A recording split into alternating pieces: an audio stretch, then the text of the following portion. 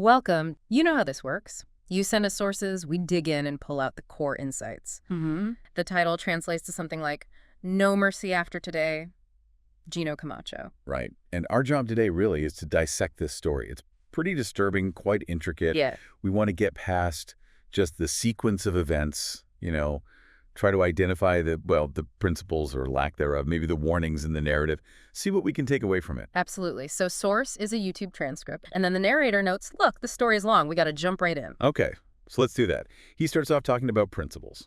Yeah, and it's kind of an unsettling point he makes, that even, bad people can have principles. Which is fascinating, isn't it? What exactly are these principles for criminals? Are they actual moral lines, or is it more, self-preservation? Reputation within their world. Exactly. Like maybe a criminal with some code, some internal rules wouldn't harm certain people, maybe innocence. But who counts as innocent in their view? That's the question. Right. And how easily does that line just blur or shift depending on the situation? It does. It makes you think maybe these principles aren't about universal right and wrong at all. Maybe it's just some kind of twisted self-regulation inside that criminal world. Is that kind of restraint even reliable? The narrator's point, though, is the ones to really fear are those with no principles. None at all. Because they could do, well, anything. That is a chilling way to start. Yeah. It suggests like a spectrum of bad.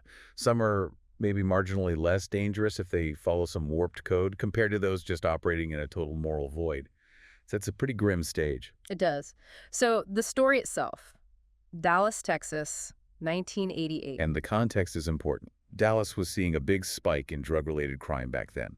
Created a climate of fear, instability. Definitely. And the Wright family, that's Sam, 57, his wife Evelyn, 31, and their little boy Andre, only 3. They actually moved to Pleasant Grove, trying to get away from that, trying to find somewhere safer. Yeah, the transcript describes Pleasant Grove as, close-knit. People looked out for each other, which makes what happens next even more jarring. Totally. Because May 20th, 1988, that piece is just shattered. Gunshots. Neighbors hear them. That sudden violence in a supposedly safe place. Terrifying for the whole community. And one neighbor actually sees it happening, sees 4 people dragging Sam, Evelyn, and little Andre out of their house. Wow, an eyewitness right from the start. Crucial. Then somehow Sam Wright breaks free, escapes, runs to the neighbor yelling, call the police. Okay, so he escapes. Yeah. But he doesn't call the police himself. He tells the neighbor to. That immediately raises a flag, doesn't it, about Sam? It does, but in that moment, the kidnappers get away with Evelyn and Andre. A mother and a young child taken. That just escalates everything. Huge urgency for the police. So, the police arrive. Sergeant Jerry King is leading the Dallas PD team.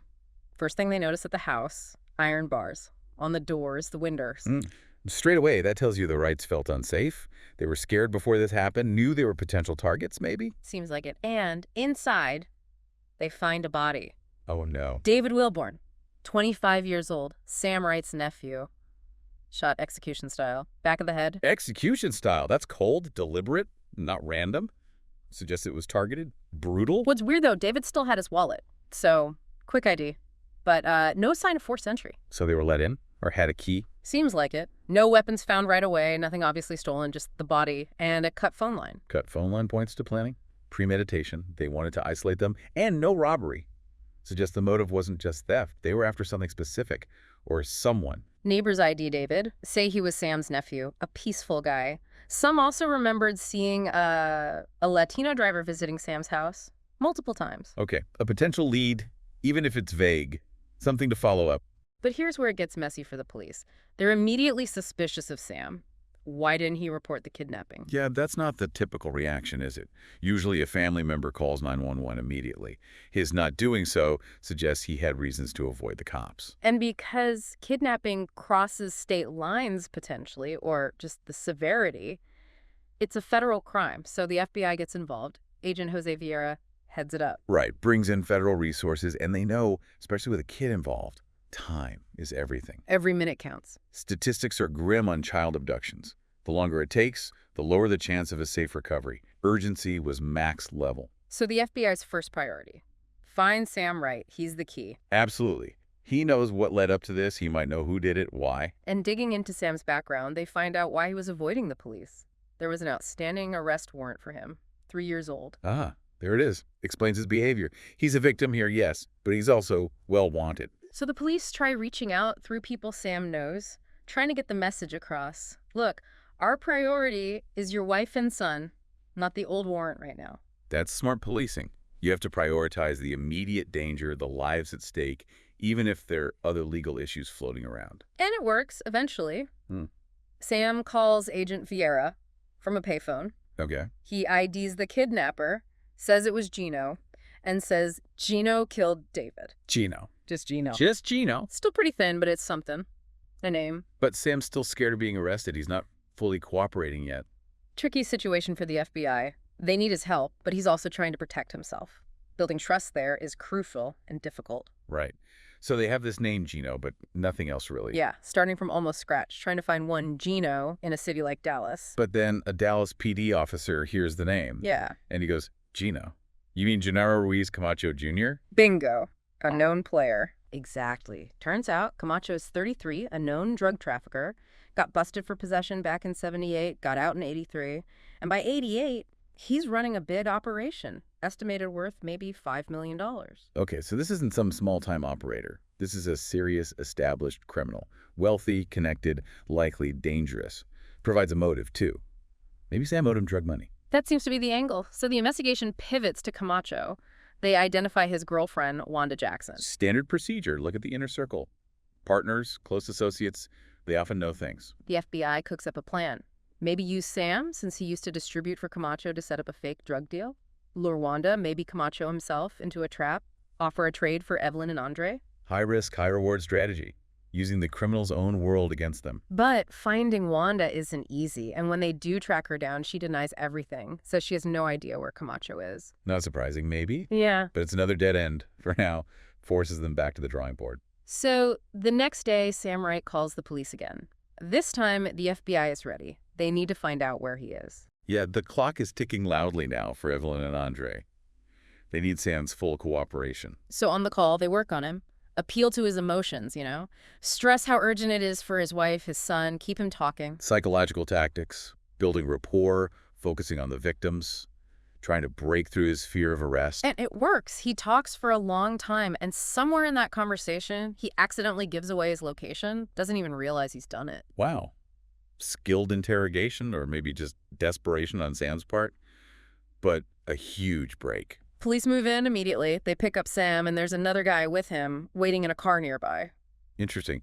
So Sam wasn't completely alone while hiding out. Had some help. Now he's in custody. And finally, facing the inevitable, he gives a full account. Tells them everything that happened on May 20th. Okay, now we get the inside story. He says it was just a normal family moment, then bang, 4 armed men burst in. Gino Camacho is one of them. Just like that. Home invasion. Terrifying. Camacho demands money. Says Sam took drugs from him, owes him big time. Ah, so it was a drug debt. That's the motive. Sam's pleading, trying to buy time. It's chaos. And Evelyn and little Andre are right there, seeing it all. God, the trauma for them. Witnessing that. Being used as leverage, probably. And then, terrible timing, David Wilborn, the nephew, shows up at the door. Just walks into hell, basically. The gang grabs him, pulls him inside. Just complete disregard. Anyone who gets in the way. Camacho's furious face. Mm-hmm. Sam doesn't have the money. He orders his men to kill David. Just orders it. Cold. But they hesitate. Sam says they hesitated. So Camacho does it himself, shoots David in the head. Takes charge. Shows he's the one calling the shots, literally. Establishes his ruthlessness right there. Then they grab Evelyn and Andre, kidnap them, and in that confusion, Sam makes his escape. Okay, so Sam's testimony confirms Camacho as the shooter, the kidnapper. Gives the FBI solid ground. Right. So the FBI goes public. Camacho's photo, details reward offered, plaster it everywhere. Standard procedure. Turn up the heat, get the public involved. Someone might know something. And they get a bite. But not from who you'd expect. Another drug dealer, Davy Moros. Oh. A rival. Yep. He's not interested in justice. He wants the reward money and Camacho's territory. Sees an opportunity. Figures if Camacho goes down, he can move in. Typical criminal opportunism. Moros actually offers the FBI a deal. I'll hand over Camacho if you look the other way on my drug business and let me take over his routes. Huh. That's bold, trying to negotiate with the FBI like that. Predictably, the FBI says, no way, absolutely not. Of course not. But Moros does give them something useful, a name. Fast Eddie. Eddie Blaine Conger, apparently an old cellmate of Camacho's, hangs out in nightclubs. Okay, so even though the deal was ridiculous, Moros provided a real lead, a known associate. That's valuable. So the FBI shifts focus, starts hitting the nightclubs in Dallas, showing pictures of Camacho, pictures of this Fast Eddie. Shoe leather detective work, talking to people, showing photos, trying to find connections. And it pays off. A nightclub owner recognizes them, says yeah, he knows them, and mentions they were planning to meet for lunch at a restaurant in Fartown, Oklahoma. Oklahoma. Okay, specific place, specific time potentially. That's a hot lead. So FBI agents make the drive. It's about 3 hours. They get to the restaurant in Oklahoma, spot Fast Eddie inside. Right there. But they have to wait. There are other people around, civilians. Can't risk a shootout or anyone getting hurt. Good call. Public safety first. Patience is key in arrests like this. So they wait until Fast Eddie leaves the restaurant, gets clear, then they move in, make the arrest. Got him. Okay, that's a big step. Fast Eddie might know where Camacho is or where Evelyn and Andre are. Initially, Eddie denies everything. Don't know what you're talking about, but he does give it names, other associates, Spencer Stanley, the Jackson brothers, and David Cook. Even in denial, he's helping them map out the network, giving them more names to pursue. And Fast Eddie drops another crucial bit. David Cook is probably back in their hometown, Stephenville, which isn't far from Dallas. Another specific location. Okay, they need to move on that fast. The FBI calls Stephenville PD. They confirm, yeah, David Cook's here, and they arrest him pretty quickly. Good coordination between agencies. Right. Local police make the grab. Cook, at first, is tough, not talking. But the FBI interrogators work on him. 2 days of, well, intense psychological pressure, and he cracks. Interrogation is an art and sometimes a science. Applying pressure, finding weaknesses. It worked here, he confessed. Yeah. And his story matches Sam Wright's account. The home invasion, the drug debt, Camacho shooting David Wilborn. Independent corroboration. That strengthens the case immensely. 2 participants telling the same basic story. Cook also explains why they didn't chase Sam when he escaped. They figured cops would be there any second. Didn't want to get caught right then. Makes sense. Panic, maybe? Fear of immediate capture? He says they took Evelyn and Andre back to his apartment, but they didn't really have a plan. Didn't know how to contact Sam to get the money now. So they're holding hostages, but kind of improvising. Doesn't sound well thought out beyond the initial violence. Then Cook. Then he tells them what happened to Evelyn and Andre. It's brutal. Okay, brace yourself. He says Camacho separated them, then he raped Evelyn, while Andre was right there, crying. Oh my God, that's monstrous, pure evil. Camacho then leaves, tells his crew, Cook included, to guard Evelyn, and implies they can assault her further. Just complete dehumanization, unbelievable cruelty. A couple of days pass. Then Wanda Jackson, the girlfriend, calls Camacho, uses a code. Older brother apparently meant the FBI was sniffing around. So Wanda was involved, knew what was happening, helping him stay informed. Right. After that call, Camacho goes back to Evelyn. He tells her this lie, says he's going to let her and Andre go, fly them to California, says she just needs to keep quiet. It was all business with Sam. Giving her false hope. That's just another layer of cruelty, manipulating her right to the end. Because then Cook drops the bombshell. They never went to California. There was no plane. Oh, no. I had a bad feeling. Cook agrees to lead the FBI to where they are. It's a 3-hour drive, a remote wooded area near the Texas border. He's taking them to a burial site. Yeah. He describes how Camacho tricked Evelyn. Told her they were going to a small airport. Spencer Stanley carried Andre.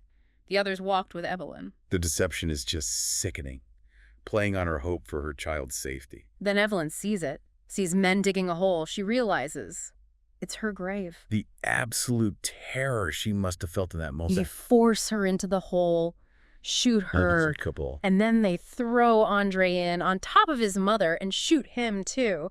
Camacho orders them to keep shooting until the child is dead. I have no words.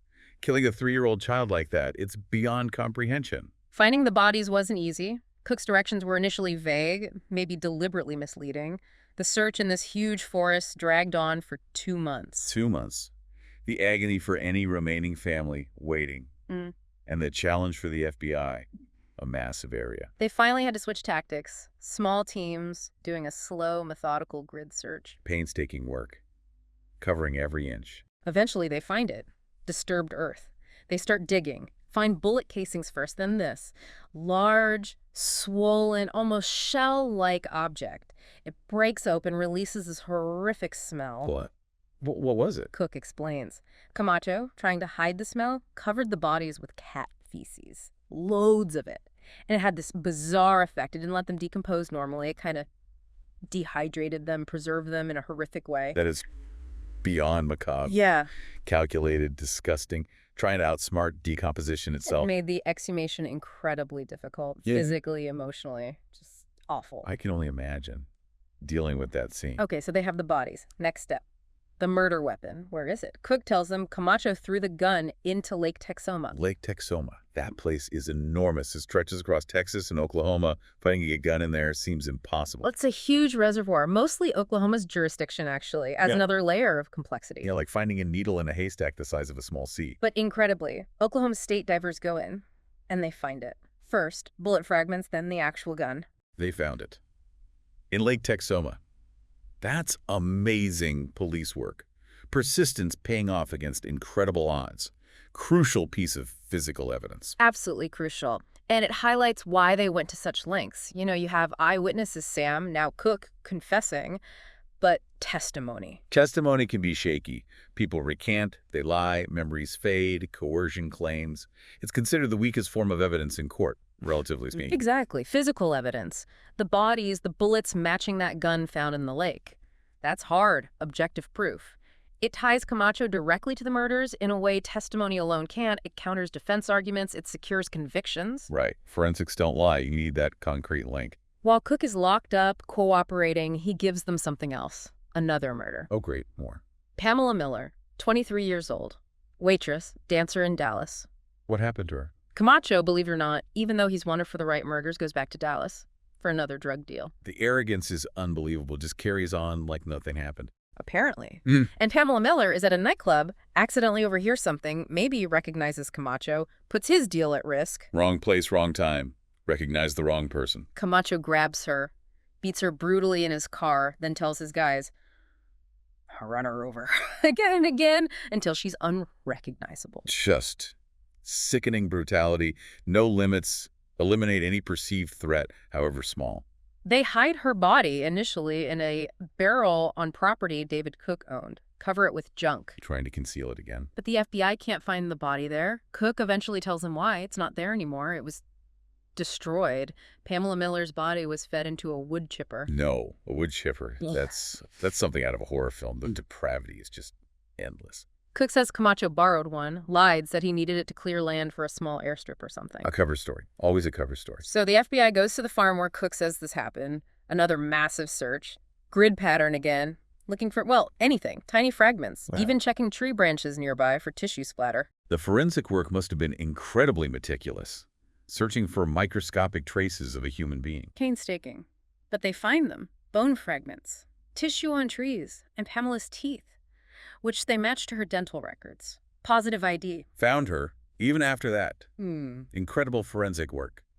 Proof of another horrific murder. Meanwhile, they get a tip about Spencer Stanley, one of the other accomplices.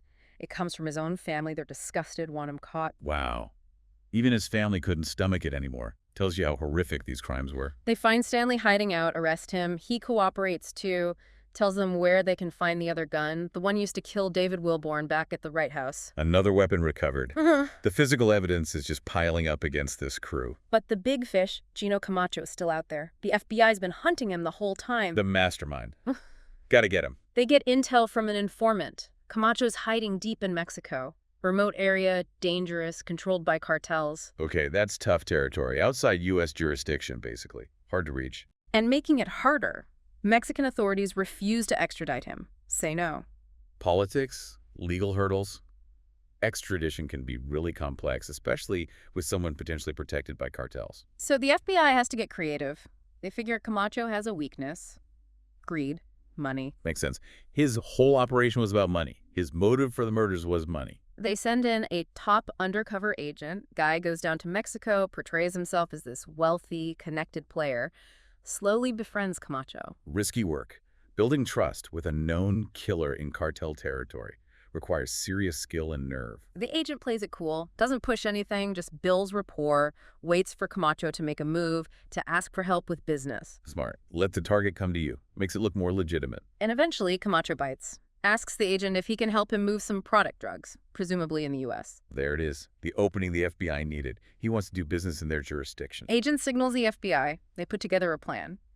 An offer Camacho can't refuse. Agent tells Camacho, "Found you a buyer. Big-time distributor in the U.S. Wants your product. Willing to pay $1 million up front." $1 million up front. Yeah. That's serious bait for someone motivated by greed. To make it seem real, the agent even pretends to argue about his commission percentage, adds a layer of realism. Nice touch. Makes it feel like a genuine, slightly messy deal. The buyer insists on one condition.